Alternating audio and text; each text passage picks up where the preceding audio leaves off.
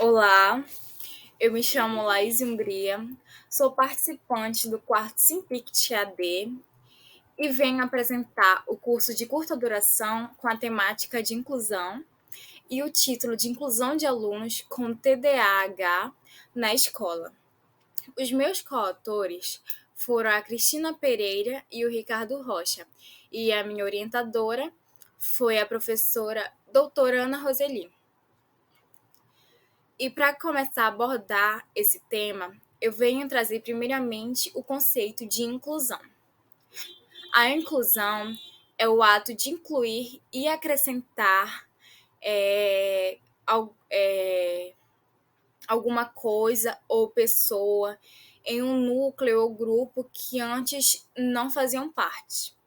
Socialmente, a inclusão é o ato de igualdade entre os diferentes indivíduos presentes em uma sociedade.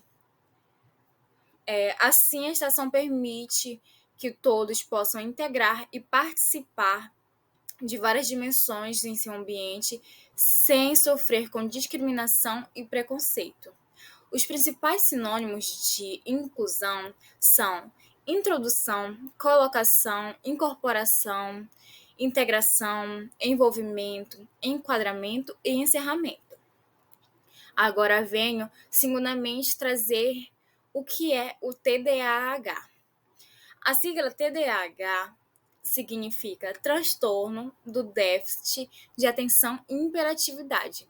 Ela é um distúrbio neurobiológico crônico. Se caracteriza principalmente pela desatenção, impulsividade e inquietude motora. Ela aparece na infância e, na maioria dos casos, acompanha o indivíduo pelo resto de sua vida. O tratamento precoce é de extrema necessidade, é essencial mesmo para que a criança tenha uma vida tranquila, saudável e produtiva. Agora, falando de prevenção, a neurociência ainda não sabe dizer ao certo de que forma é possível prevenir, mas o que se conhece hoje são algumas formas que pode reduzir o risco da criança desenvolver esse distúrbio. Alguns exemplos são: durante a gravidez, evitar fazer o uso de substâncias que possam prejudicar o desenvolvimento fetal. Não beber bebidas alcoólicas, evitar cigarros e outras drogas, evitar também a exposição a toxinas ambientais, proteger a criança da exposição a poluentes e toxinas, incluindo a fumaça de cigarro, produtos químicos agrícolas ou industriais e chumbo. Agora venho trazer as principais características do TDAH em crianças. Um deles é o desempenho escolar ruim, tendo em vista que as crianças podem nunca ter agido como os colegas de classe. Os pais não devem cobrar mais do filho, mas devem tentar compreender as suas limitações e dificuldades e ver, analisar, né, se elas estão relacionadas a apenas um tema ou uma atividade ou se estão relacionadas em outras áreas da vida escolar da criança. Além disso, também elas possuem o traço de desatenção, ou seja, a criança se distrai facilmente. Por exemplo, se aparece um novo brinquedo, ou uma nova atividade, ou um barulho alto, no mesmo momento ela perde a atenção, para de ouvir qualquer pessoa que pode estar falando com ela, e coloca na cabeça qualquer outras coisas. Portanto, então, a desatenção pode ocorrer ao fazer atividades simples do dia a dia ou até na hora de completar as tarefas escolares. Mais uma característica é a agitação incontrolável da criança. As crianças hiperativas, na maioria das vezes, possuem esse traço. Elas correm, começam a mexer nos objetos ao redor, falam sem parar. Tudo isso incluindo a necessidade de sempre terem a atenção das pessoas e sempre estarem ocupadas com certas coisas. As pessoas geralmente confundem esse tipo com problema de educação ruim e usam sermões para suprimir a criança, o que não é o correto a fazer, tendo em vista que esse traço, esse comportamento é incontrolável. Entretanto, esse traço não é uma regra, tá?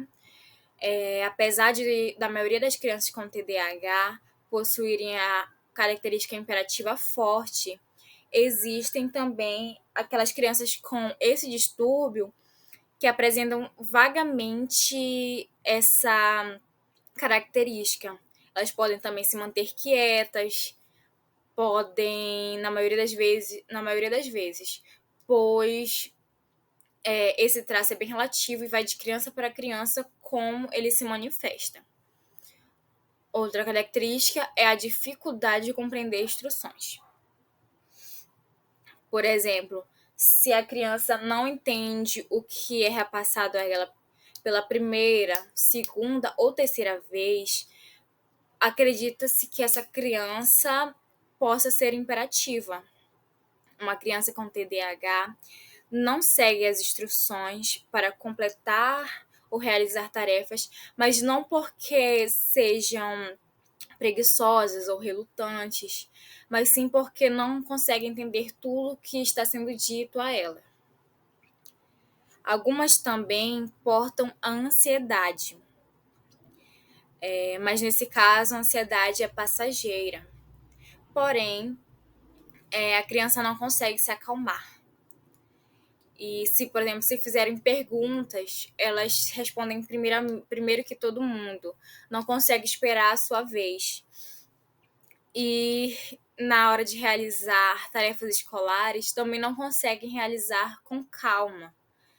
E esse sintoma também pode ser mal interpretado pelas pessoas, porque podem ver a criança como inconveniente, por exemplo. Todos esses são traços que muitas das vezes são mal interpretados, como se fosse questão de malcriação ou rebeldia da criança, pois não é compreendido, né, que são traços que fazem parte de um distúrbio. Agora, tendo em vista todas essas características que eu citei, que são características que de certa forma, difícil de lidar, é essencial que essas crianças tenham a devida inclusão no meio de ensino pelos profissionais de educação, para que possam também conseguir um bom desenvolvimento educacional e de aprendizado, pois essas, diferentes das outras crianças, essas possuem maior dificuldade na hora de aprender e não conseguem aprender sozinhas, por assim dizer, né? Elas precisam de uma maior atenção para que possam conseguir compreender o assunto a elas repassado. Para isso, existem alguns métodos que podem ajudar nestes momentos de inclusão.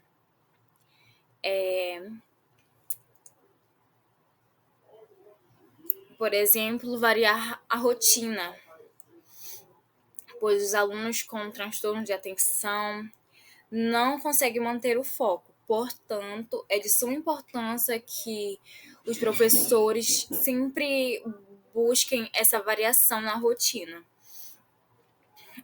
Outro método que existe é o faça você. Ou seja, o professor, ao invés do professor ser o protagonista, serão os alunos que tomarão conta desse espaço. Nesse método, os professores podem tornar a sala de aula um local tranquilo, divertido e muito educativo também. Inclusive, os alunos podem ouvir histórias e recriá-las em desenho, por exemplo. Na sequência, agora eu venho citar o método Mindfulness, que é a atenção plena. Ou seja, esse método, os professores vão passar uma atividade por vez e analisando até onde vai o desenvolvimento e o aprendizado do aluno, para que o docente acompanhe até onde vai o limite da criança. E, portanto, com todos esses métodos, podem tornar o desenvolvimento escolar da criança, o desenvolvimento de ensino da criança com melhor desempenho, porque essas crianças elas podem sim aprender como as outras, só que elas requerem um maior cuidado ao ensinar, né? Para que elas consigam compreender o que está sendo repassado a elas, para que elas consigam aprender, assim como os colegas. Só que, para isso, a gente precisa também aplicar os métodos para que ajudem o desenvolvimento dessa criança. Então, gente, essa foi minha apresentação. Eu espero que tenham compreendido o assunto. E eu quero, primeiramente, agradecer a coordenação do PICT, a organização do SimPICT e a minha professora orientadora, que foi a Ana Roseli, e os meus coautores, que foram de suma importância para o desenvolvimento dessa apresentação, a Cristina Pereira e o Ricardo Rocha. Aqui no quadro estão os nossos e-mails, para caso queira nos contatar. E é isso. Obrigada por assistir.